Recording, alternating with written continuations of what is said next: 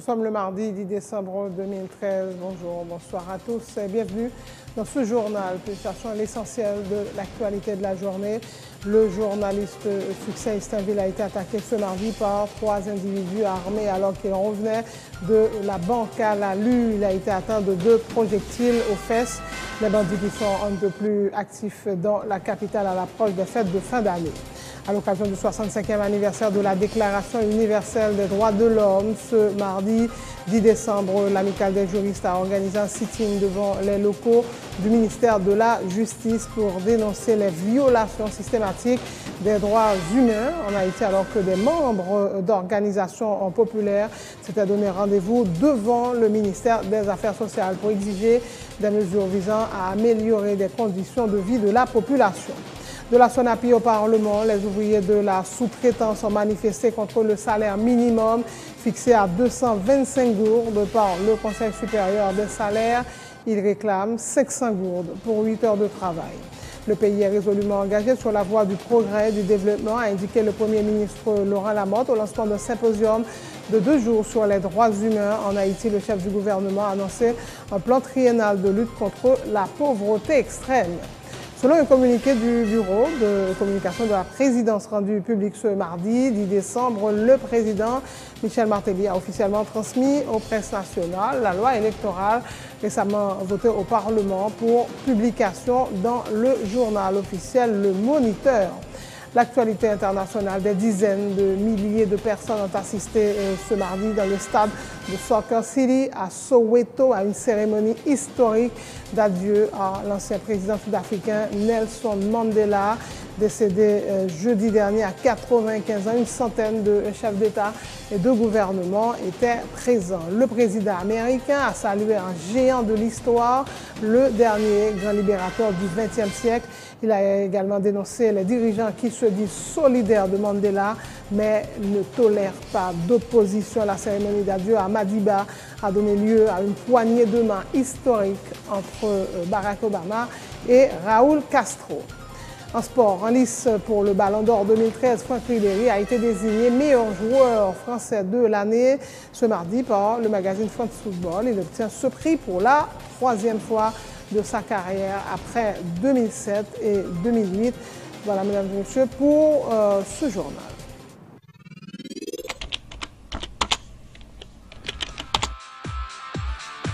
Bienvenue dans cette édition d'Information Pulsation, l'essentiel de l'actualité de la journée. Merci de votre fidélité. Bienvenue dans ce premier numéro de Pulsation Week-end.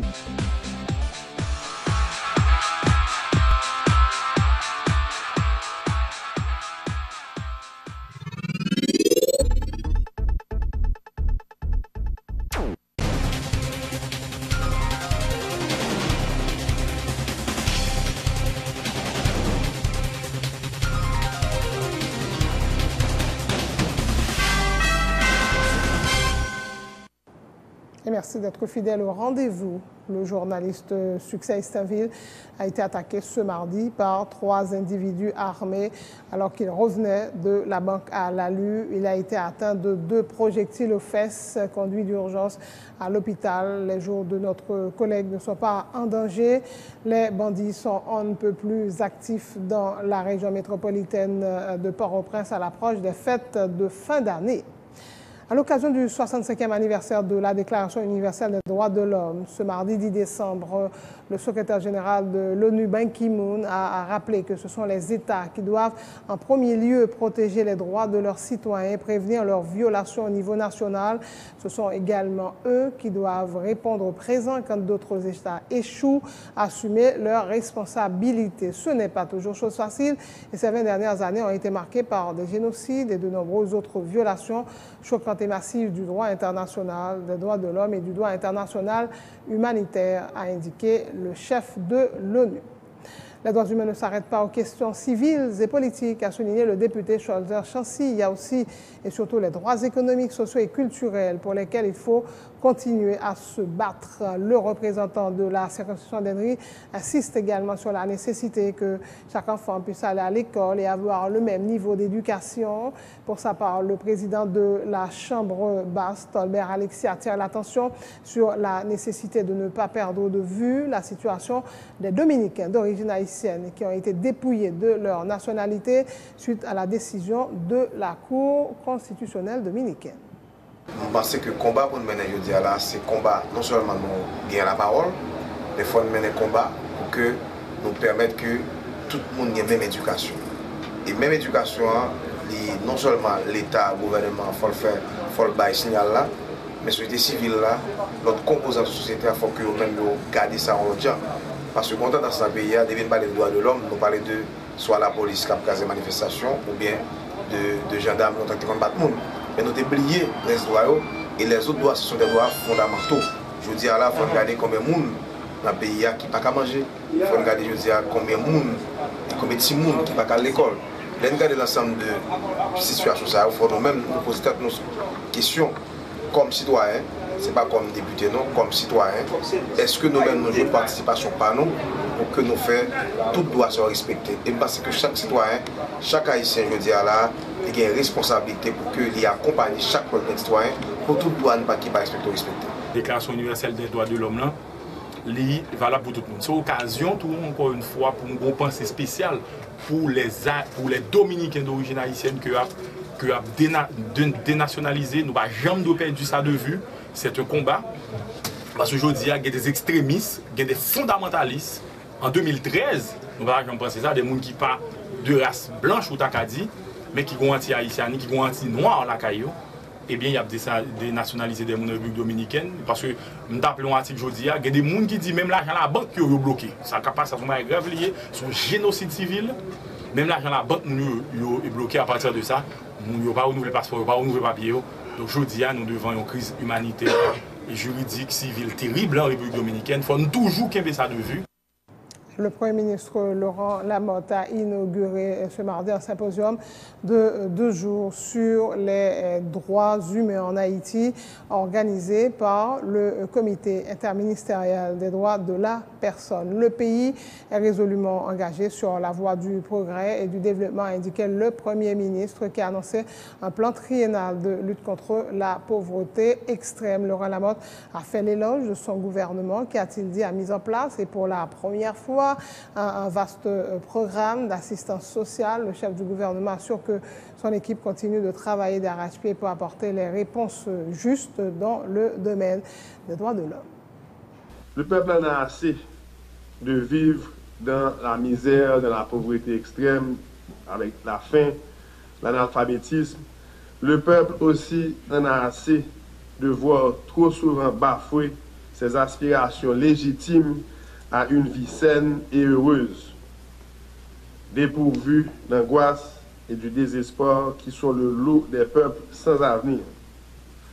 Comprenant le bien fondé de cette impatience et de ces revendications, le gouvernement Martelly Lamotte travaille d'arrache-pied en fonction d'apporter une juste réponse dans le domaine des droits humains. Voilà pourquoi nous avons pris une série de mesures, créer un comité interministériel, créer un nouveau ministère, créer la secrétaire d'État aux personnes handicapées.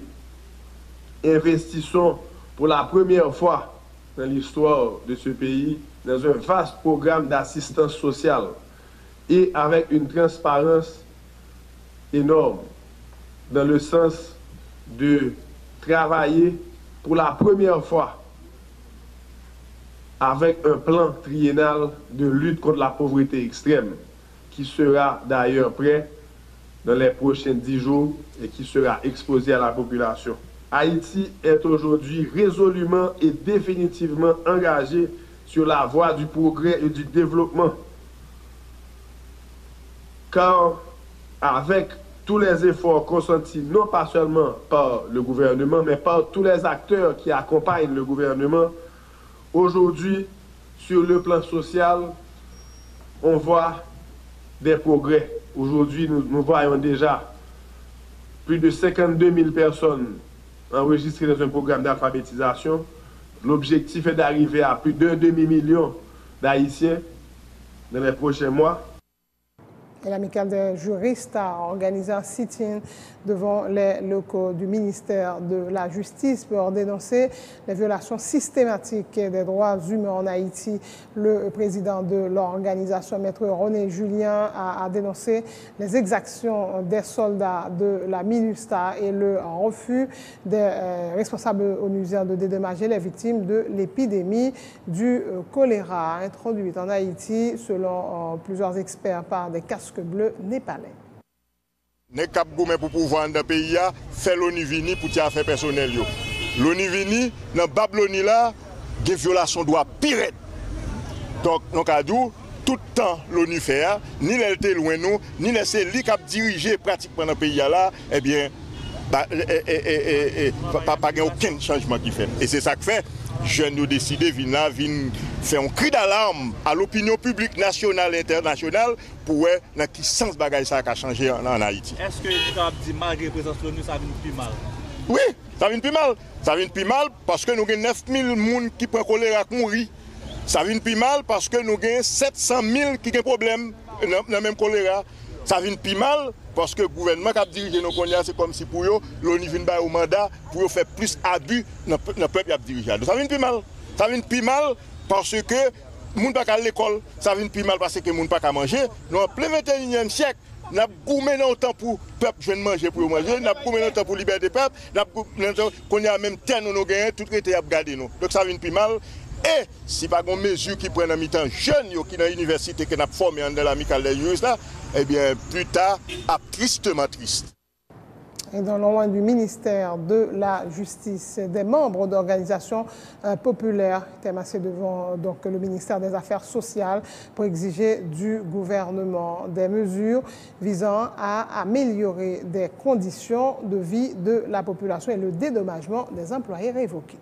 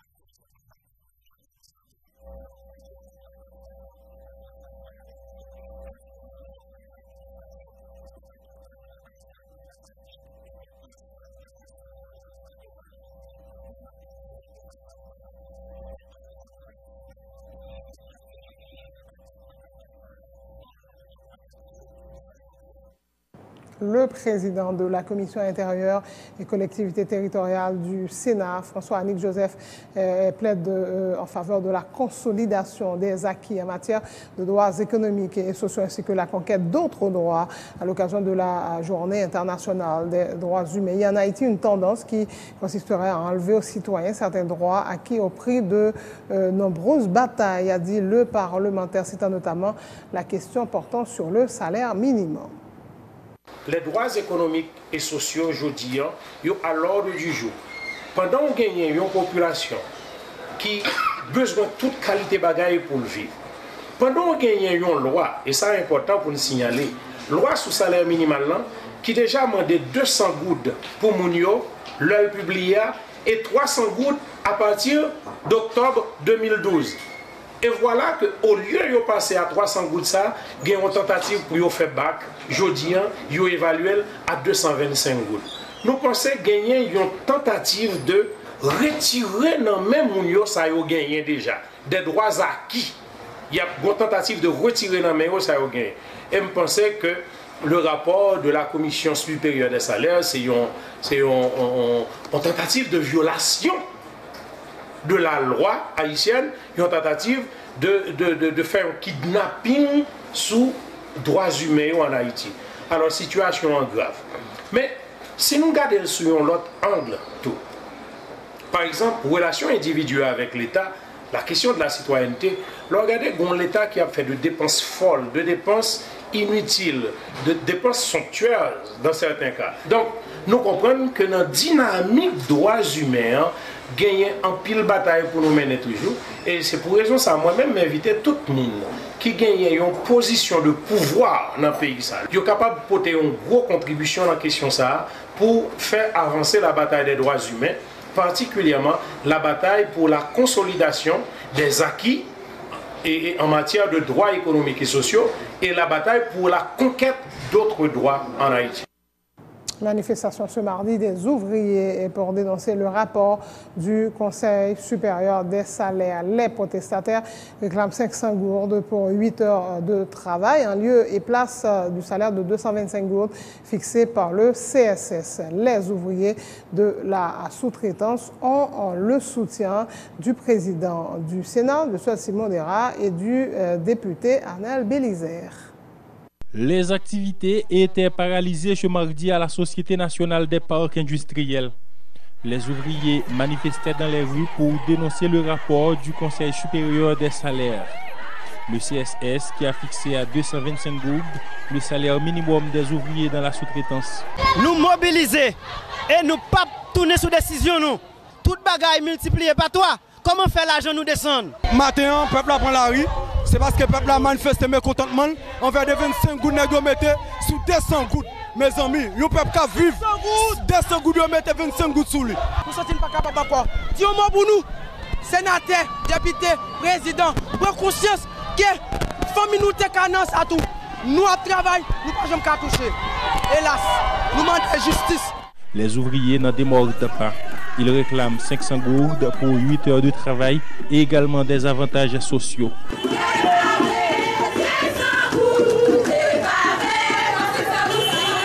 Tandis que le salaire minimum 500 gouttes, qui ne peut même voir même mettre 25 gouttes sur lui seulement. C'est le problème, c'est le peuple qui fait le peuple prendre la rue matin. L'autre, 225 gouttes. Il ne va pas répondre au plat de manger, non pas jouer.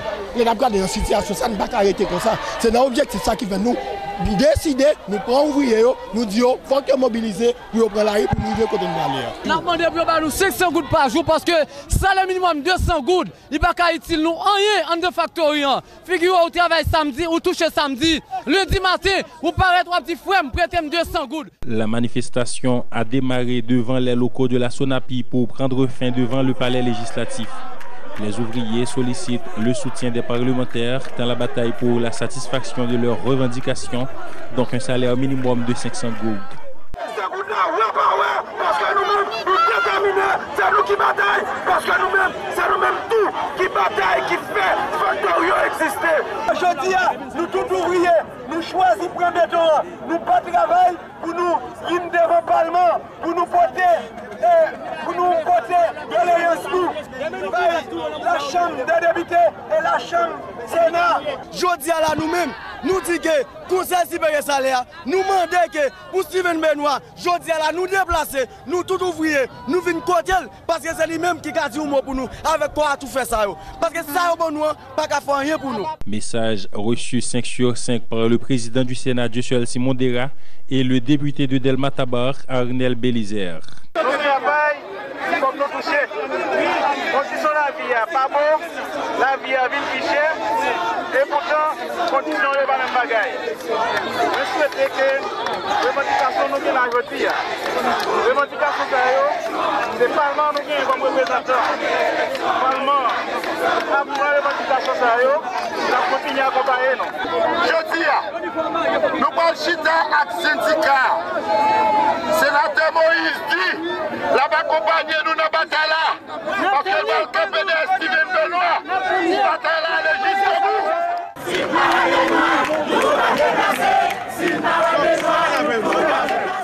Le sénateur Steven Irvinson Benoît a été le premier à monter au créneau pour dénoncer le rapport du Conseil supérieur des salaires qu'il qualifie de violation flagrante de la loi de 2009 sur le salaire minimum. Le ministre des Affaires sociales est convoqué au Sénat sur la question la semaine prochaine. Charles Jean-Jacques sera accompagné des membres du CSS qui sont d'ailleurs satisfaits de leur travail. Il ne suffit pas seulement d'augmenter le salaire. Le plus important, c'est d'adopter des mesures en vue de diminuer le coût de la vie, a indiqué l'homme d'affaires Réginald Daboulos, l'un des représentants du secteur privé des affaires au sein du Conseil supérieur des salaires. Autre point de l'actualité, selon un communiqué du bureau de communication de la présidence, rendu public ce mardi, le président Michel Martelly a officiellement transmis au Presse nationale la loi électorale récemment votée au Parlement pour publication dans le journal officiel de la République, le Moniteur. Une décision qui traduit la volonté du chef de l'État de faire avancer le processus électoral en vue de la tenue d'élections crédibles et honnêtes, souligne le communiqué. Le président Martelly réitère son appel au dialogue à tous les acteurs impliqués dans ce processus capital pour le renforcement de la démocratie et de l'État de droit et promet d'accompagner le collège transitoire du Conseil électoral permanent dans la mise en place des mécanismes devant conduire à l'organisation des prochaines élections.